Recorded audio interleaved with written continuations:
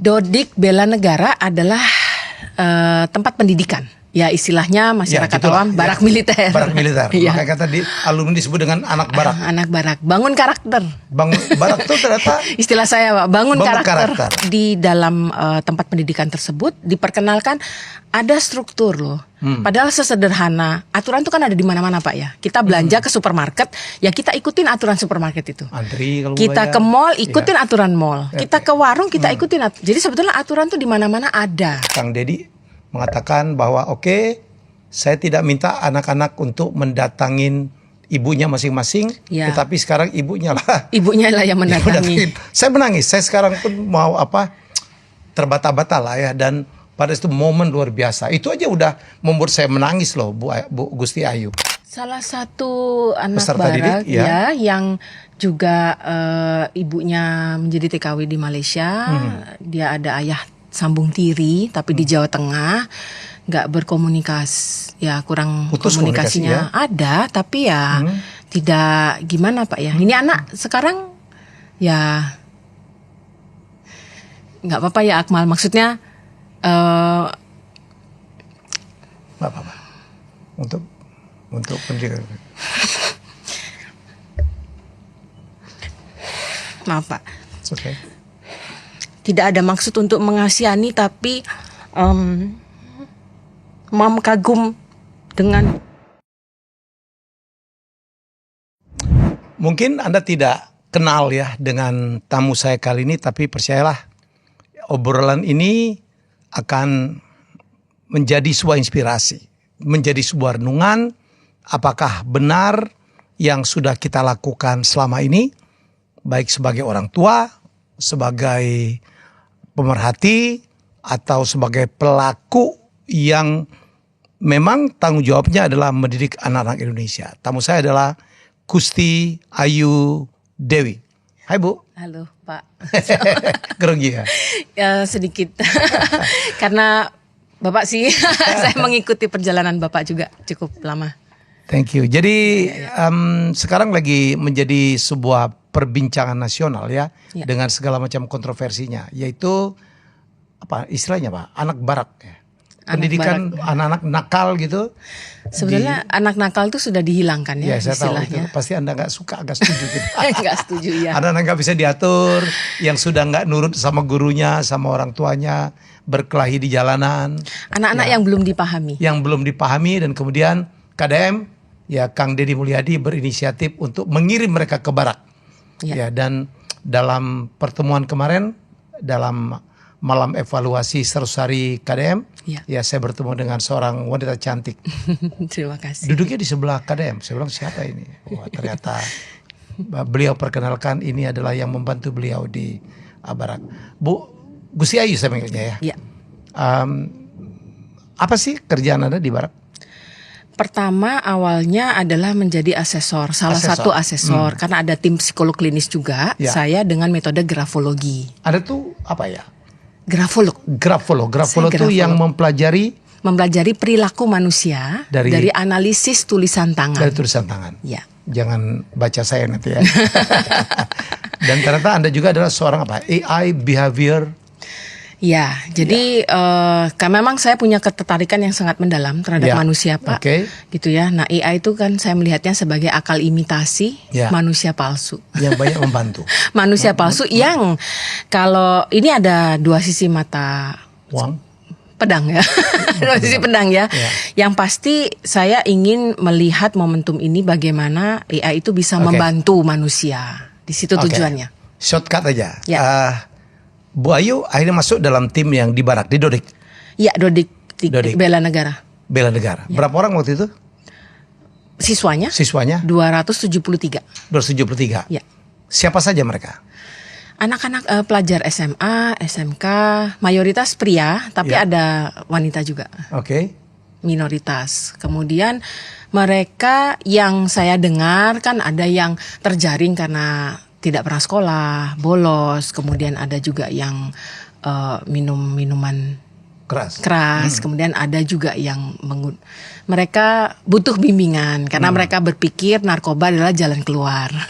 Mereka hanya butuh bimbingan. Nah, beberapa profilnya mereka seperti itu. Kemudian ada juga yang terlibat tawuran. Anak jalanan ya?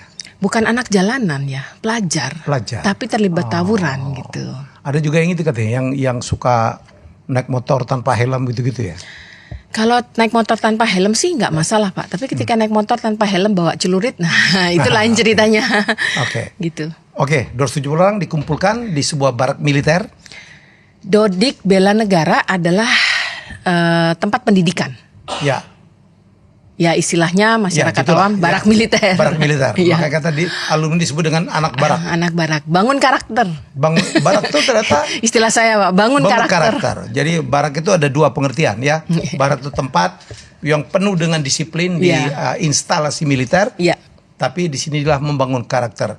Jadi itulah yang dilakukan di barak ya. Jadi yang diperbaiki, yang direstorasi adalah karakter mereka. Ya, Bu Ayu. Saya melihatnya ini adalah inovasi, intervensi perilaku. Untuk membangun karakter dengan pendekatan militer.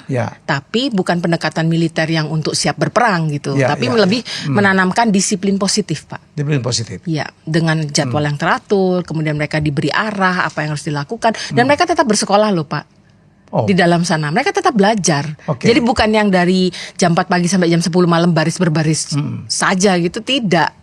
Gitu. Saya ada sebetulnya jadwalnya yang nanti mungkin saya masukkanlah ke buku gitu biar masyarakat juga melihat jadwalnya ngapain aja sih gitu. Terus kemudian apa yang dilakukan di situ, ada ibadah, ada motivasi, ada tidak seperti yang diasumsikan oleh banyak orang.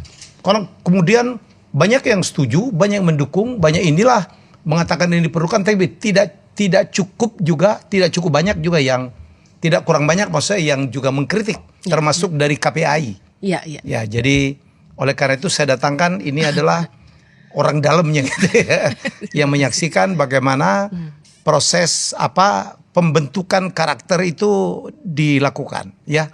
Begitu Bu Ayu ya. Jadi bagaimana apa yang dilakukan di sana Bu Ayu? Yang pasti pertama adalah mereka diperkenalkan dengan aturan. Nah, yang saya lihat kan di luar mereka hidup dengan semau gue kumaing kayak kumaing. Tapi di dalam tempat pendidikan tersebut diperkenalkan ada struktur loh. Padahal sesederhana aturan itu kan ada di mana-mana Pak ya. Kita belanja ke supermarket, ya kita ikutin aturan supermarket itu. Antri kalau kita ke mall ikutin aturan mall. Kita ke warung kita ikutin. Jadi sebetulnya aturan tuh di mana-mana ada gitu ya. Nah, ini diperkenalkan ulang bahwa Anda masuk ke sebuah teritori, sebuah tempat ada aturan. Kemudian dibuatkan struktur. Nah, karena anak-anak remaja kemudian hingga dewasa itu kan proses mencari hidup yang lebih stabil Pak ya. Nah, untuk memiliki kehidupan yang lebih stabil itu kan butuh struktur. Nah, struktur itu yang mungkin selama ini hanya didapat di dalam sekolah, di luar sekolah we don't know. Tapi di dalam Dodik Bela Negara struktur ini dari pagi buka mata sampai menutup mata kan ada Pak. Jadi apa?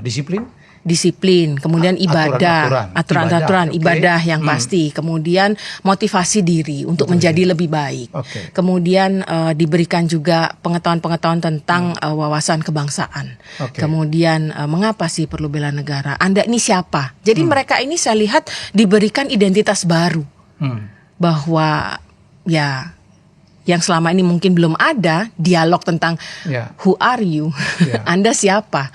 Nah di Dodik itu kan diberikan identitas Pak, Maung Siliwangi, itu kan bahwa mereka punya potensi, mereka bisa berkembang. Jadi di situ menurut saya adalah tempat inkubasi karakter.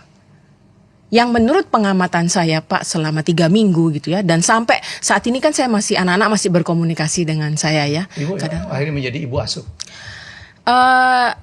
Pertama saya terpanggil, kedua juga mendapat kepercayaan dari Pak Gubernur untuk tahu ya ada panggilan itu, kemudian dapat kepercayaan, ya sudah Pak saya jalankan saja. Awalnya memang hanya menjadi anak asuh dari anak-anak yang diangkat yang yatim, kemudian piatu dan yatim piatu. Hanya 9 anak ya yang waktu itu diumumkan seperti yang di berita. Tapi entah bagaimana nomor saya ini sepertinya tersebar juga. Jadi beberapa anak-anak itu WA, ada yang kirim WhatsApp, ada yang ke Instagram saya, ada yang panggil, boleh nggak aku panggil bunda, boleh nggak aku panggil mom. I cannot say no. Even though I don't know how, I cannot say no. Saya seorang ibu juga, saya punya anak. Saya sempat intro ke anak saya. Anak saya kan sering pengen istilahnya dia anak tunggal ya. Saya intro bahwa ya, kamu akan punya brother and sisters. How? Ya nanti saya akan ajak gitu ya untuk perkenalkan gitu. Jadi di luar 9 itu pelan-pelan mereka satu persatu mereka akhirnya ya manggil bunda, manggil mam, ya sudah Pak saya jalani. Saya kira demikian ya. Nah meskipun saya waktu pertama kali bertemu mereka, saya mencoba menjadi apa adanya aja Pak. Jadi saya bukan profesional ya. Saya datang sebagai, waktu mereka bertemu saya setelah kehidupan barak, itu mereka bertanya, aduh kita mau dites apa lagi nih? Karena mereka ngelihat saya udah muka-muka mau ngetes mungkin ya. Saya bilang enggak ada ngetes gitu. Akhirnya saya jelaskan, saya datang ke sini untuk ketemu kalian. Kalau kalian mengizinkan, saya ingin menjadi ibu asuh. Hanya kalau kalian mengizinkan. Karena saya terpanggil, Bapak Gubernur memberikan akses, restu, izin dan memberikan izin. Tapi kalau anak-anak tidak mau, ya itu semuanya useless ya. Dan saya sampaikan bahwa saya bersedia menjadi ibu asuh hanya jika kalian mengizinkan. Karena hubungan itu tidak bisa dipaksakan. Oke, stop dulu. Saya akan mengajak teman-teman yang lagi menonton. Ini pendidikan di karakter di barak itu berlangsung 3 minggu. Ya. Dan kemudian pada saat hari wisuda, Harkinas waktu itu ya? Iya, Harkinas. Mereka didandanin dengan uniform yang sangat gagah. Iya. Ala-ala taruna gitu ya. Iya. Dan kemudian saya ingat betul waktu mereka diwisuda 270 orang ya? 273. 273. Setelah dia diwisuda dinyatakan lulus, Dedi Mulyadi ya, Kang Dedi mengatakan bahwa oke, saya tidak minta anak-anak untuk mendatangin ibunya masing-masing, tetapi sekarang ibunya lah yang mendatangi. Saya menangis. Saya sekarang pun mau terbata-bata lah ya. Dan pada itu momen luar biasa. Itu aja udah membuat saya menangis loh, Bu Gusti Ayu. Ada yang mencium kaki ibunya, ada yang nangis minta maaf gitu. Jadi dan momen yang paling luar biasa, ternyata ada beberapa orang yang ibunya tidak ada. Tidak ada yang menghampiri. Tidak ada yang menghampiri. Kami semua itu tidak ada yang sadar Pak. I have to be honest ya. I think like he's the only one who realize itu. Beliau sadar. Beliau sadar yang langsung kemudian membuat secara spontan yang dia panggil semua ya. Yang anak-anak tidak dijemput oleh orang tuanya maju ke depan. Naik ke panggung. Dan dia peluk satu-satu dan semuanya dipeluk, tapi ditanya. Kenapa orang tuamu nggak ada? Nah mungkin dari situ baru tahu ya, ternyata yatim dan yatim piatu. Beliau langsung bertanya, kamu mau jadi anak saya? Jadilah anak saya didik, mau? Saya sekolahkan. Ya saya sekolahkan sampai kamu lulus. Dan mau? beliau pun menangis. Semua Pak Sekda menangis. Bu Gusti Ayu nangis? Nangis juga. Semua lah Pak.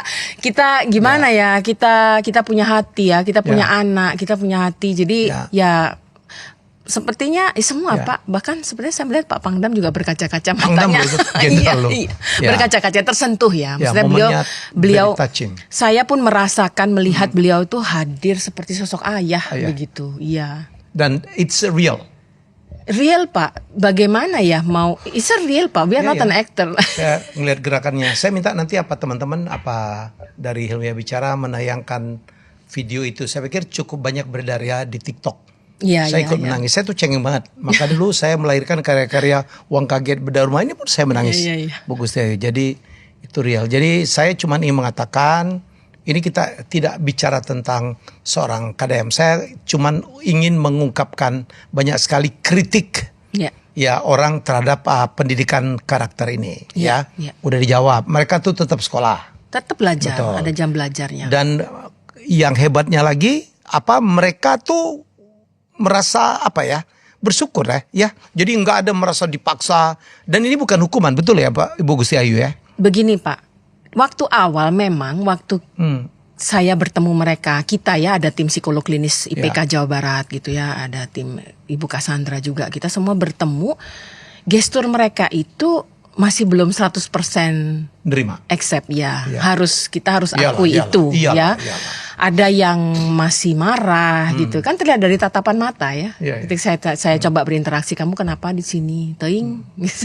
Jadi jawabnya ya gitulah, terserahlah, soklah kumaha guru BKW. Jadi ada apa? Denial itu ya, bahwa kamu melakukan pelanggaran gitu. Jadi belum 100%-nya. Kemudian ketika kita mencoba mengarahkan untuk psikotes juga, untuk tes grafologi juga, tidak 100% mendengarkan instruksi. Ada yang bodo amat, disuruh nulisnya apa, keluarnya apa gitu. Itu kan tidak respect-nya belum terbentuk. Gitu ya. Tapi ketika tanggal 19 Mei malam saya melakukan tes terakhir. Wow, it's a different atmosphere. Saya ada videonya sih. Nanti saya share ke Bapak ya. Saya kirimkan ke Bapak. Saya ada videonya. Di situ karena kalau kami itu kalau dari grafologi Pak, itu tidak boleh tegang kan, harus relax.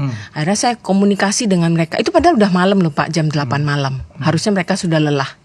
Tapi mereka respect loh Pak. Jadi mendengarkan, ya siap. Jauh berubah. Wah jauh.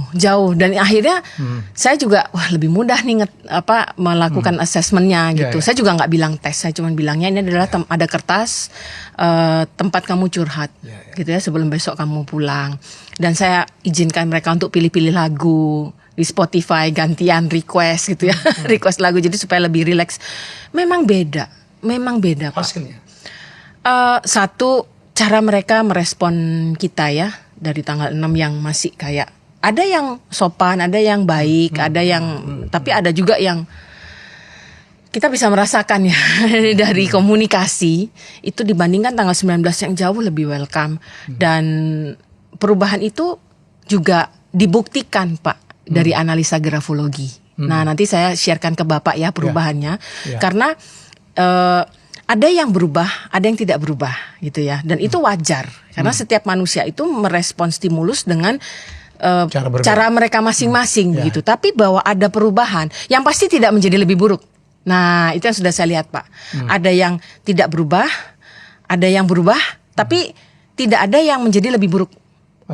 Either stagnan or improve. Tapi tidak ada yang getting worse. Buat saya itu sudah sesuatu yang meaningful ya, dan impactful gitu. Saya kalau kalau hari kedua Pak KDM datang lagi dan kemudian mimpin mereka seru yang semangat gitu dan saya melihat wow. Dalam hanya berapa hari ya anak-anak yang butuh perhatian ini kita sepakat butuh perhatian ya. Mereka butuh dimengerti. Karena artinya apa?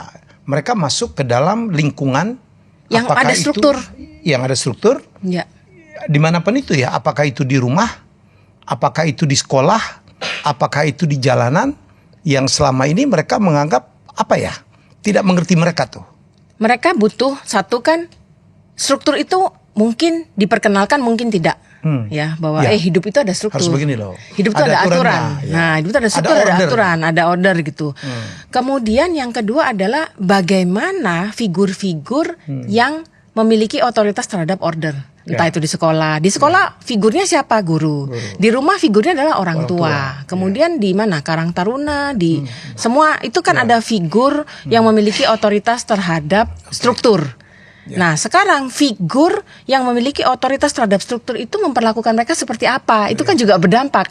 Apakah menjadi otoriter atau menjadi sosok yang bisa memainkan peran ya. Ada waktunya memang harus disiplin, ada waktunya bisa menjadi membuat mereka merasa nyaman menjadi dirinya sendiri.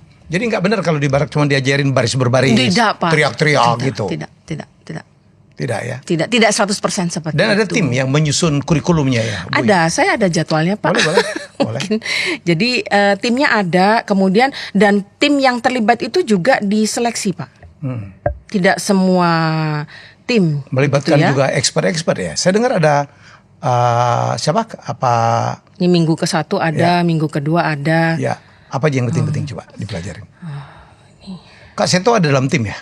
Kak Seto, saya bertemu Kak Seto itu di hari yang berbeda gitu ya. Tapi beliau ada di program. Beliau ada. Jadi menurut saya yang menarik adalah multidisipliner ya Pak. Ya. Multidisiplin jadi approach. Militernya ya. Kemudian kita mengamati dengan angle yang berbeda-beda. Kak Seto dengan angle-nya, psikolog klinis dengan angle-nya, saya dengan angle saya, militer, kemudian agama juga pasti. Agama juga ada dan ini contohnya. Jadi pengen tahu aja. Jadi orang pikir ini tidak direncanakan gitu tidak. ya. Ya, saya mungkin bahasa pemberitaan ya, pemberitaan. Di seolah-olah itu sisi humanisnya tidak ada. Nah, itu belum terekspos Pak, sisi humanis dari program ini. Padahal sangat dari cara saya melihat interaksi para pelatih kepada mereka, kemudian bagaimana akhirnya dalam program ini juga ada pendekatan psikologi, grafologi gitu ya. Ya seperti yang Pak Sekda sampaikan, ini corporate proper aja juga belum tentu ada. Tapi kan di sini ada. Hanya kan kami pada waktu kita bekerja kan tidak mungkin kita podcast Pak. Yang dihandle banyak, kami harus fokus gitu. Setelah semua selesai pekerjaannya selesai, nah baru gitu kan kita bercerita ini loh yang terjadi. Saya pikir kalau misalnya kemarin juga semua tanggapan-tanggapan itu saya respon secara reaktif, akhirnya menjadi tidak produktif gitu. Jadi saya tutup. Yang penting bukti. Tutup mata ya. Nanti saya akan tanya Bu, apa yang terjadi setelah mereka keluar? Setelah mereka menjadi alumni. Apa ini jadwal Pak. Ini contoh jadwal ya. Apa coba bacain penting-penting. Jadwal itu ada medical check up Pak.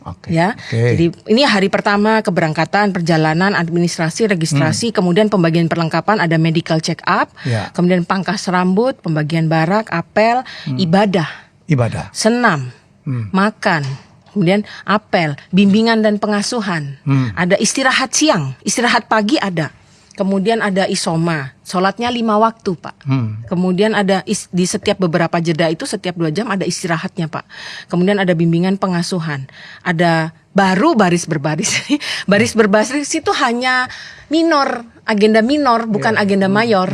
Kemudian ada materi formal, kemudian ada sesi psikologi. Jadi pemahaman tentang kerukunan antar hidup beragama. Kemudian pengenalan Undang-Undang 1945. Kemudian pengenalan materi NKRI. Kemudian saya juga sempat Pak memberikan materi tentang perbedaan bangsa dan negara.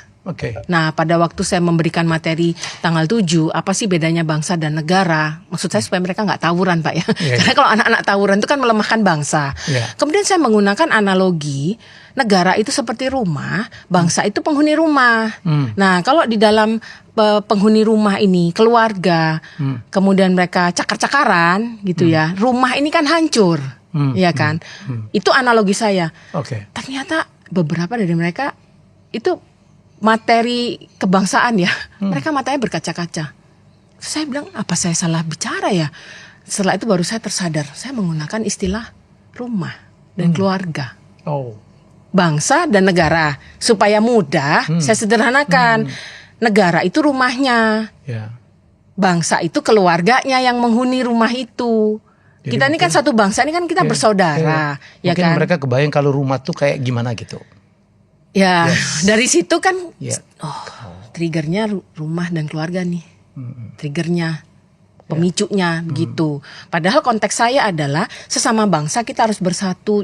Tawuran itu kan tidak bersatu Pak, bertentangan dengan persatuan Indonesia, sila ketiga Pancasila. Materinya luar biasa ya. Iya. Bu, saya shortcut. Itu orang tuanya semua dukung ya? Ada nggak yang dia merasa bahwa anaknya dipaksa diambil? Nggak ada Pak. Nggak ada. Saya bertemu dengan orang tua itu tanggal 6. Semua orang tua keberapa ya? Pertama masuk tanggal 2 ya. 2, 3, 4, 5, 6. 4 hari keempat. Hari kelima. Beberapa orang tua tuh, aduh Bu, kita tuh bersyukur sekali karena kita tuh sudah mencoba segala cara, dikerasin udah, dihalusin udah. Saya tidak menyalahkan orang tua Pak ya, karena kan literasi parenting juga terbatas. Nah ini mungkin dan kondisi dunia juga sudah berubah. Kondisi dunia menghadapi berubah. anak-anak Gen Z itu tidak gampang ya. Makhluk spesies yang spesial. Ya. Saya pun beradaptasi Pak dengan komunikasi dengan mereka juga nggak bisa lah saya dengan gaya saya gitu kan. Saya masuk ke dunia mereka. Dunia gitu. jujurly gitu. Jujurly, literally Pak. Literally, ini jujurly loh Bu. Kadang-kadang anak-anak kirim, Mom ini dapat nilai fisika 983 dapat ini. Saya bilang, oh my god. Saya bilang apa ya? Oh my god. Cek abdi oge mah. Mana teh keren bet. Keren pisan. Wow. Jadi, Ibu orang Bali akhirnya berusaha ya juga. Saya kan 5 tahun di Bandung Pak, di Unpar. Oh iya di Unpar. Jadi ya seletik-letik bisa lah. Seletik-letik. Bisa. Jadi semua ya Bu, orang tua udah merasa sangat. Satu kan mereka tanda tangan ya. Ya, kalau mereka tidak tanda tangan ya tidak diterima anaknya. Dengerin ya, jadi nggak ada pemaksaan. Jadi kalau orang tuanya tidak tanda tangan, anak tidak diterima. Satu itu. Kedua, waktu saya bertemu mereka semua mengucapkan, aduh kita merasa seperti orang mau tenggelam Pak. Diberi pelampung tuh bagaimana sih rasanya? Nah seperti itu yang saya lihat para orang tua. Ya terbukti lah pada saat wisuda ya. Ya. Ya Allah nangisnya. Ya. Nangis. Bahagia, bangga. Mereka juga tidak menyangka. Tapi ya ini adalah wake up call yang pertama ya. Wake up call yang menurut saya bukan menjadi solusi satu-satunya. Karena anak itu adalah titipan orang tua. Tuh, kan saya selalu bilang anak itu adalah Tuhan tuh menitipkan anak kepada orang tua, bukan kepada negara. Negara hadir untuk mendukung bangsa, karena antara negara dan bangsa kehadiran di sini. Tapi secara individual itu adalah orang tua. Jadi ini adalah wake up call. Namun Pak, menurut hemat saya, kalau misalnya dalam kondisi orang tua ini kalut, nggak tahu harus gimana, anaknya terlibat tawuran, anaknya kena nggak sengaja berantem sampai kena kasus pidana, ada pembacoan, ada narkoba dan lain sebagainya, mereka nggak tahu harus bagaimana. Masa harus dipanggil untuk seminar parenting Pak? Itu kan yang pasti di saat mereka panik itu kan kita bantu dulu. Bantu dulu diselesaikan, dipadamkan dulu apinya, baru kita beri pemahaman. Supaya lain kali rumah ibu tidak kebakaran, apa yang bisa dilakukan? Saya interrupt dulu Bu. Jadi Bapak Ibu yang sedang nonton ini, saya bukan apa-apa ya. Saya juga sekarang di seminar saya banyak berhubungan dengan Gen Z yang dibully, dianggap strawberry generation. Saya angkat mereka Bu. Saya bilang mereka tuh produk kita loh. Mereka tuh produk kita. Kita yang membuat mereka lembek. Ya, jadi kalau merasa kok begini, kok begitu, dibarakkan segala macam. Kalau apa yang kita lakukan itu tidak berhasil. Ya dong, tidak berhasil. Anaknya tetap tawuran, nggak betah di rumah. Ada yang lari ke narkoba, ada yang minum-minum, ada yang berantem di jalanan. Boleh dong kalau kita introspeksi sedikit, kemudian berikan kesempatan untuk sebuah shock terapi saya pikir ya. Wake up call. Alarm. Ibu ini sopan banget. Karena beliau pendidik, saya bukan. Jadi menurut saya ayolah, dan jangan suka berkomentar kalau belum tahu jelas tuh. Kemarin saya mau wawancarain Sekda tuh, biar orang tahu bahwa di belakang KDM tuh itu ada tim, ada super tim tuh. Saya itu salut loh Pak. Iyalah. Capek loh pasti. Pasti luar biasa. Saya cuma nonton aja capek, apalagi yang menjalani. Jadi menurut saya kerjanya luar biasa. Dari pagi sampai jam berapa nggak tahu lagi. Jadi saya pikir, dan berhasil atau tidak, jangan nilainya kita. Tanyakan kepada orang yang sudah mengalami pendidikan 3 minggu itu, dan dengarkan juga apa kata orang tua yang anaknya habis dibarakkan itu. Dibangun karakter. Capek juga gue lama. itu memang tugasnya Ibu Gusti Ayu Dewi ya gitu. Sekarang udah selesai itu, dan katanya Ibu ada 9 orang itu, tapi saya dengar sendiri KDM mengatakan udah jadi anak saya aja di Pakuan, nanti sekolah di Bandung aja teh gitu. Jadi memang setelah barak itu kemudian saya kan memang diundang Pak KDM untuk YouTube ya. Nah ya mungkin ada sedikit ditanya-tanya juga sih sama Pak KDM gitu ya. Ya saya ngeflow aja sih Pak. Saya apa sih? Luar biasa Ibu.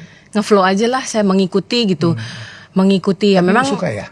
Saya terpanggil sih Pak, saya terpanggil betul-betul, dan saya kan sebetulnya bisnis saya Pak dari 2013 tuh PT Karakter Transformasi Pertiwi. Udah jalan itu. Itu sudah. Jadi memang saya ada concern dengan karakter. Kemudian melihat anak-anak itu juga saya terpanggil gitu ya, meski ya saya sampaikan apa adanya Pak. Saya terus terang ya nggak punya pengalaman ya menjadi ibu asuh. Yang saya punya cuma hati lah. Ini juga alumni pertama ya. Alumni pertama yang saya punya cuma hati. Yang saya punya cuma hati saja gitu, dan saya percaya saja Tuhan itu maha mengatur segalanya, dan beliau cuma sampaikan yang penting ibu jalani, ibu observasi, ibu improvisasi. Kata beliau. Ya, ya sudah, dengan restu, dengan izin, restu Tuhan, izin Pak Gubernur, ya sudah saya jalankan peran ini, dan sampai sekarang saya tidak merasa tertekan sih Pak. Maksudnya saya senang gitu.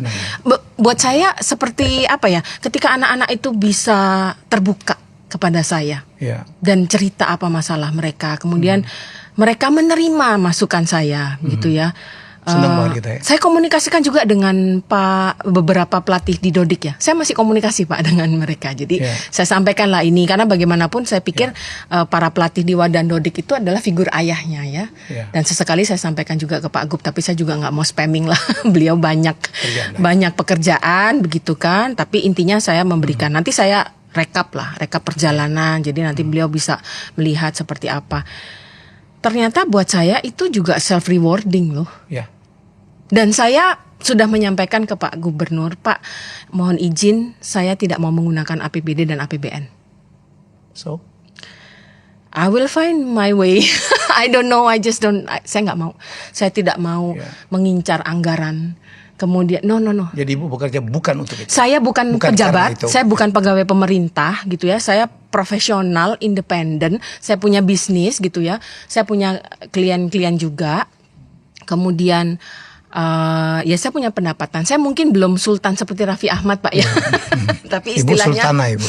Sultana ya. Cukup lah. Saya istilahnya, saya kalau semampu saya, why not? Begitu. Cuman saya sudah berdoa ya, saya juga sudah bertanya gitu kepada Tuhan. Saya sudah mantap yakin saya tidak mau APBN, APBD. Tidak mau saya. Biar ini tidak ternoda Pak. Pure. Ya, biar tidak ternoda dengan perjalanan menjadi ibu asuh ini. Saya ingin ya semampunya saya aja lah. Orang zaman dulu juga anaknya banyak, hidup-hidup aja. Ibu saya 10 anak ya. Nah itu dia. Tapi kan memang kalau untuk anak asuh yang diangkat oleh Pak Gubernur itu kan memang biaya pendidikan semua dijamin ya, gitu. Ya paling yang kecil-kecil aja. Kalau ada insiden ini semampu saya ya saya cover gitu. Untuk anak-anak yang lain yang ingin manggil bunda ini ya sudahlah, nggak apa-apa, saya terima gitu. Kebetulan saya juga punya kakak asuh Pak, kakak asuh Ibu Brigjen Pol Sulastiana. Beliau salah satu dari sekian ya yang Brigadir Jenderal perempuan ya. Beliau kakak asuh saya juga curhat sih sama beliau.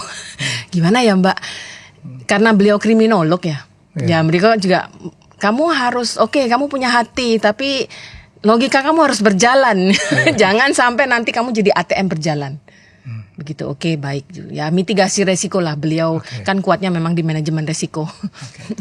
Baik, sebelum datang kemari Ibu Gusti Ayu mengirimkan saya kalau beliau dengan salah satu alumni lagi merancang satu buku ya.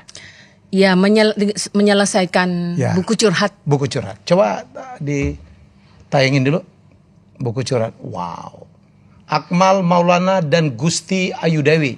Cerita dari dalam barak militer. Bukan dari katanya. Iya. Ya, ini banyak orang katanya gini. Nah ini curahan hati anak barak dan ibu asuh. Berdasarkan kisah nyata dari keberhasilan program revolusi pendidikan karakter gagasan Gubernur Jawa Barat Deddy Mulyadi. Siapa Akmal, Bu? Salah satu anak peserta barak didik, yang juga ibunya menjadi TKW di Malaysia. Dia ada ayah sambung tiri tapi di Jawa Tengah, nggak berkomunikasi, ya kurang putus komunikasinya. Ada tapi ya tidak gimana Pak ya. Ini anak sekarang ya nggak apa-apa ya Akmal, maksudnya apa untuk pendidikan. Maaf Pak. It's okay. Tidak ada maksud untuk mengasihani, tapi Mam kagum dengan ketegaran. Yeah. Dia kan sendirian Pak sekarang. Sendirian dan ada temannya yang baik gitu ya, yang menerima dia juga nggak tahu harus tinggal di mana gitu. Jadi tidak ada figur ya. Nggak ada figur? Nggak ada. Nggak ada rumah juga? Nggak ada. Nggak ada orang tua juga? Tidak ada di sini orang tua? Tidak di sini ya. Ini termasuk dalam 9 itu ya? Iya. Dia dibarakkan itu apa persoalannya? Dibarakkan itu. Dia inisiatif mendaftar karena dia menemui jalan buntu untuk bertahan hidup. Apa pekerjaan sehari-hari ini, Bu? Dia sekolah kan, masih Sekolah. SMK. Ya. Dia suka elektro, dia suka filsafat, luar biasa. Dia baca Aristoteles. Mau jadi Rocky Gerung dia? Enggak ya? Enggak. Nggak tahu maksudnya. Nggak tahu ya. Terus, maaf. Sorry gue bercanda nih. Oke, terus. Maksudnya ya. Filsafat. Asyad ya. Dia terpikir sekarang untuk supaya punya penghasilan, dia mau bikin pelang parkir otomatis karena dia menguasai elektronik robotika. Arduino. Ya? SMK. Jadi kalau ditanya siapa dia Akmal. Saya tidak memberikan label. Masa lalunya? Atau kan rata-rata anak-anak yang punya persoalan ya. Persoalan apa dia alami Adol di samping profil keluarga yang begitu?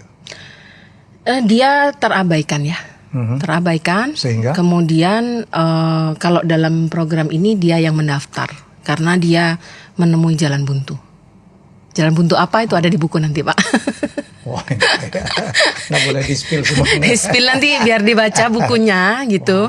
Supaya nggak apa katanya lagi. Ya. Tapi saya suka nih. Ada di belakang di cover. Yang saya suka nih, saya baru menemukan ini tadi. Ya.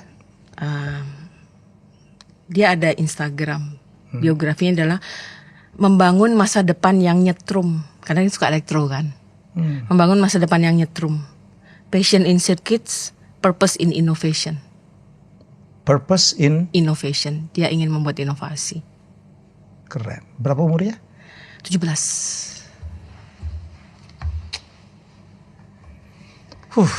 Sendirian. Tapi sekarang tidak sendiri. Ibunya juga nggak ada HP kan, jadi nggak bisa komunikasi juga. Mulia sekali ya. Ya. Mas Ika, saya dengar ada cerita-cerita lain yang sangat touching dari alumni-alumni ya Bu ya. Ada yang mau kembali ke barak ya? Ada yang mau kabur dari rumahnya yang dari sekarang. Oh, jadi artinya tetap tidak ada perbaikan di rumahnya? Belum. Karena itu PR ya. Ya. Cuman yang pasti itu mematahkan stigma bahwa yang disangka di barak itu mereka dilanggar HAM-nya, justru mereka merasa lebih aman di situ. Gitu. Luar biasa ya. Ya. Ini makanya saya mengatakan inovasi pendidikan ini bisa, saya melihatnya adalah bisa menjadi momentum kebangkitan nasional. Ya. I believe. Momentum kebangkitan nasional untuk membantu anak-anak ini mendapatkan identitas yang sebenarnya, karena yang saya lihat dalam proses ini mereka akhirnya mendapatkan identitas Pak, gitu, identitas baru. Saya ingat jadi Greta Slovopol ya. I believe the children our future. Teach them well. Gitu. Sudahkah kita orang tua ini yang kadang-kadang sok tahu dengan segala macam predikatnya, teach them well. Apalagi anak-anak sekarang berbeda banget dengan zaman kita. Kita nggak bisa lagi katanya, itu kan sudah. Satu poin yang saya temukan, kalau kita bicara teaching gitu ya, kadang-kadang mereka nggak butuh pengajaran Pak. Mereka lebih pintar dari kita kadang-kadang. Mereka butuh kehadiran. Kehadiran, Pak. Yes, itu yang tadi ya. Iya, mereka butuh kehadiran. Apalagi kritik-kritik, nasihat-nasihat dari jauh itu tanpa hadir gitu ya. Kritik itu menurut saya boleh gitu ya. Karena justru dengan kritik akhirnya kita berbenah kan. Betul, iya. Gitu. Iya. Saya baca, kritik-kritiknya saya baca Pak semua, gitu ya. Dan dari kritik tersebut akhirnya memberi saya ide kan. Oh berarti ini bisa begini, bisa begini, bisa begini. Jadi sebenarnya kritik itu membantu, make perfect. membantu program ini menjadi lebih baik. 100% kritik itu namanya kebencian. 100% pujian itu namanya menjilat Pak. Jadi ini kadang-kadang tadi 100% kritik itu kebencian. Terus 100% pujian itu menjilat Pak. Itu jilatan. Jadi tidak bisa. Kalau orang memuji terus itu dia pasti sedang menjilat tuh. Itu jilatan. Dan dua-duanya menenggelamkan. Dua-duanya menenggelamkan. Ya kan, jilatan menenggelamkan, kemudian kebencian juga menenggelamkan. Nah, bagaimana supaya bisa flow, bisa silakan kritik balance, tapi yang konstruktif. Kritik yang konstruktif. Tidak perlu lagi katanya. Tidak perlu lagi berteori-teori. Datang. Mari kita bantu ya. Inovasi pendidikan karakter ini.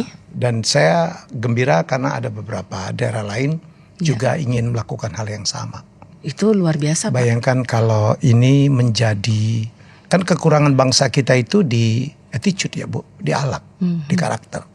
Saya ini dianggap sebagai Mr. Attitude. Saya bilang gak penting kamu cakep, pinter, ahli, tapi attitude-mu minus. Iya. Ya, attitude. Jadi sekolah ini attitude itu adalah karakter, betul ya? Iya. Oke. Wow Bu. Batch kedua habis Idul Adha. Berapa orang? Itu saya belum dapat informasinya. Dari mana aja? Mungkin pasti yang mengkoordinasikan Disdik ya. Disdik ya. Iya. Ya, jadi senang juga kemarin, bukan lucu juga, saya bilang sama KDM, tuh ada dari kampung gua tuh, ada orang tua nganterin anaknya untuk dimasukin barak, orang ogan kompri gilir, itu kampung saya Bu. Iya. Ya. Kalau bisa menjadi model untuk replikasi nasional Ya, Pak, luar ya, biasa. silakan. Indonesia emas tuh udah bukan jargon lagi. Betul. Ya, semoga para pemimpin yang sekarang sedang mendapatkan abana terketuk. Ya.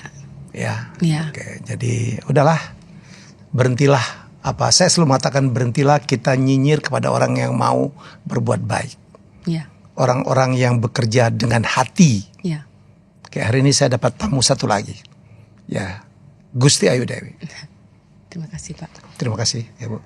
Ya. Ya, baik. Terima kasih. 40 menit sudah kita bicara. Saya percaya banyak hal yang kita bicarakan kali ini, walaupun waktunya tidak panjang, very insightful. Saya pikir ini paling penting loh. Karena anak-anak kita, cucu kita adalah masa depan negara kita yang konon 2045 harus menjadi tahun emas. Jangan jadi tahun cemas. Ya. Siapa pemilik 2045 itu adalah anak-anak kita. We teach them well. Ya, jangan cuman ngomentarin orang yang sudah berbuat baik. Jangan mengomentarin orang yang sudah melakukan. Ya, tidak usah ada faktor apa gitu ya. Mari kita untuk kepentingan bangsa, ya, untuk kepentingan anak-anak kita ke depan, mari kita melakukan sesuatu. Ya, jadilah negara yang melaksanakan ide. Satu lagi Pak, Ya. yang saya belum lupa sampaikan. Apa Bu?